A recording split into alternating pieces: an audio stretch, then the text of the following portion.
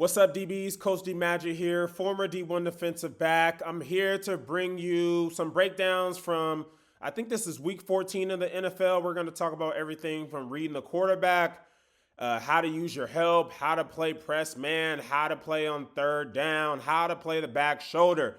And make sure you guys go to our new private DB group. So go to school.com/DB network. Everybody that DMs me, comments, emails me asking for drills, asking for tips, asking for, hey, how do I navigate NIL and recruiting?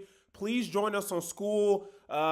We have hundreds of members, including NFL coaches, college DBs, and current and former NFL DBs. So join the community, guys. It's a great help, and you'll be able to connect not just with me, but with hundreds of DBs, coaches, and parents all over the world. I'll put the link in the description. I'll put the link on the video here.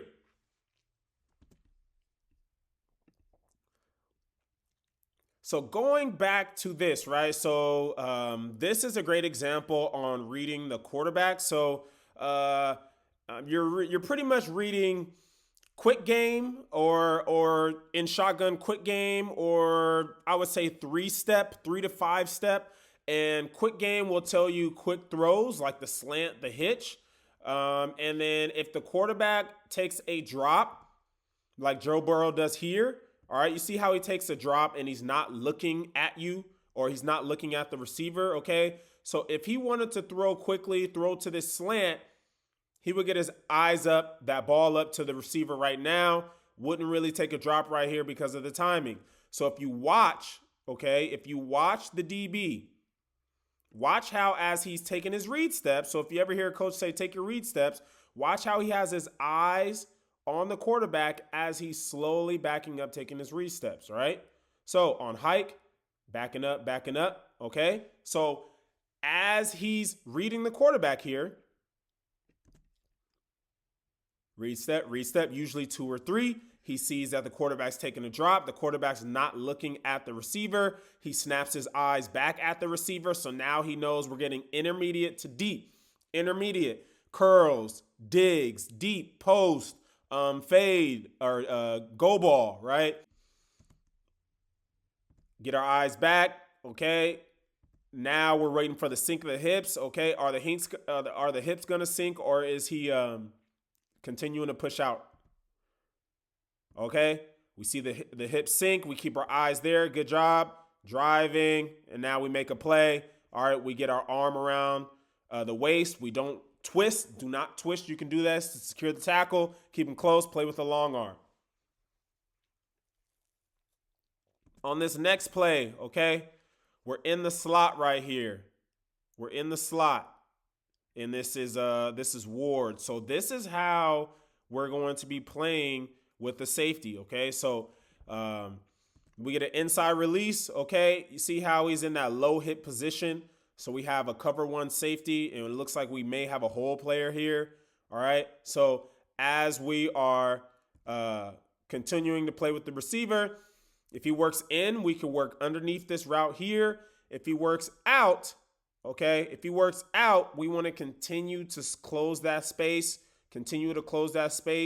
And notice how we got a perfect squeeze here, okay? We got our safety doing a good job playing over the top, and then we got our slot defender DB playing underneath. So this is exactly how we want to play in the slot when we get inside releases with a safety over the top.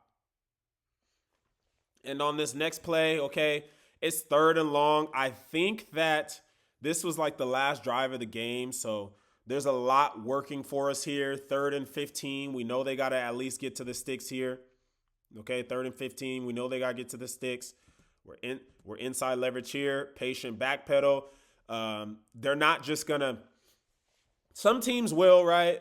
You never know. But most times if they want to keep this drive going, they're not going to throw a go ball when they know we're essentially playing a prevent type defense, right? 3rd and long, right?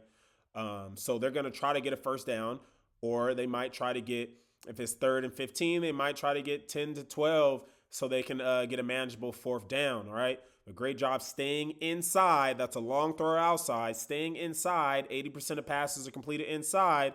And then when we break to the upfield shoulder of the receiver here, right? So we can stay on top, right? And then we can play through the hands if we need to, but we don't need to here. Or actually we do. We do a little bit. We do a little bit here. All right, we do at the end of it. We pull that arm. Great job. Great situational football. Easy money there, okay?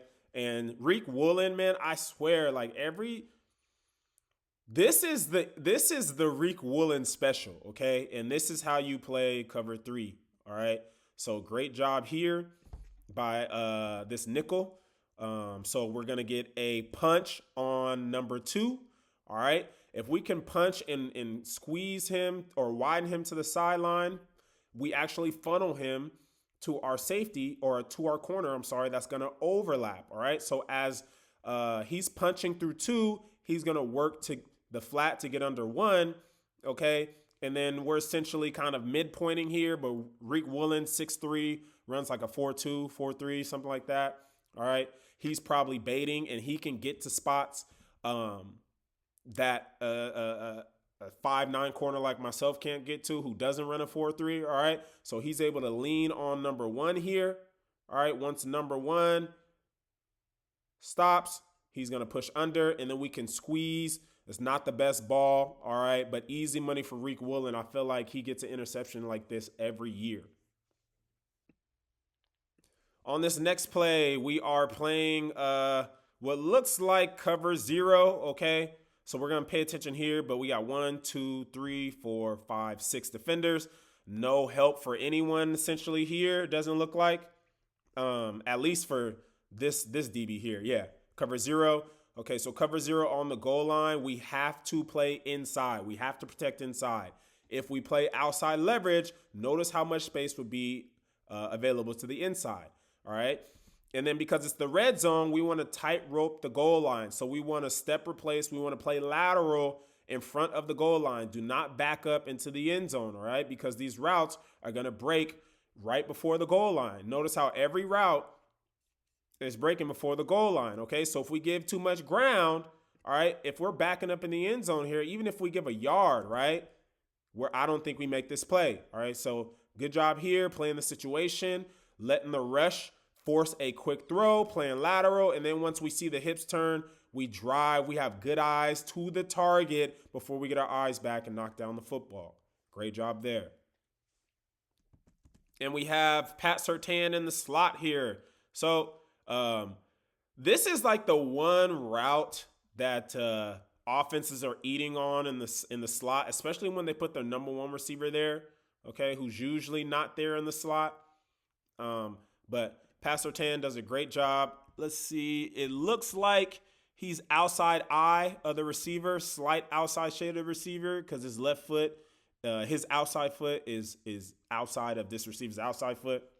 Okay, so it tells me he has some type of safety help.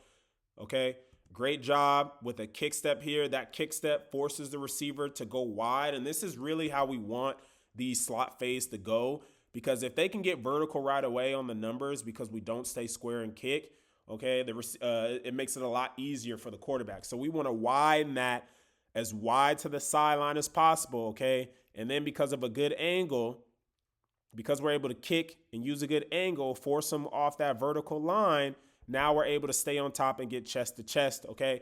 And he's getting chest to chest because if you're on top, expect a back shoulder. If we were to be in trail, that quarterback would just throw it over top of our head. Great job here. I don't know if we can't see the ball or if we realize it's not a back shoulder. So we go from back shoulder eyes, turn your head back this way, and now we can either get our eyes back to play the ball, or in this case, like the ball's right over our head, we want to just be long here and look to play the hands. Great job, Pat Surtain. Same thing here, all right, except they try to pick. They try to pick us here. Great feet, tight steps, kick step, all right, wide release, and we're still able to get hands. The closer we can get him to the sideline, the better, but I like the hand fighting here, right? The receiver's going to push off in the chest, essentially a stiff arm. So just like if a ball carrier is stiff arming you, You got to knock that arm down. All right. So great job hand fighting, knocking that arm down. Okay. It makes it difficult for him to catch the ball. Last one here. All right. Slot man against a tight end. Okay.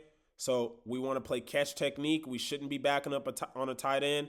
He's 5 yards. All right. As we get the receiver, the tight end who stems outside, okay, now we want to work laterally with our feet, okay. Notice how the tight end leans into us first, all right. Tight end leans into us first. He's going to lean left to go right, lean inside to go outside. As he leans, absorb the contact. We're going to get our hand around the waist, and now we can use that momentum to slingshot us to the low hip. We just got to catch the football. Great technique here. All right, so I hope you guys enjoyed. I hope you guys enjoyed this video. I'm gonna release a part 2 because we're already at 10 minutes, and I know how people like to have their videos short. So be alert for part 2 of this this edition. If you have any questions, comments, guys, please join us on Skool. The link is in the description. It's on the screen as well. And not only I, but many other DB experts will be able to assist you there.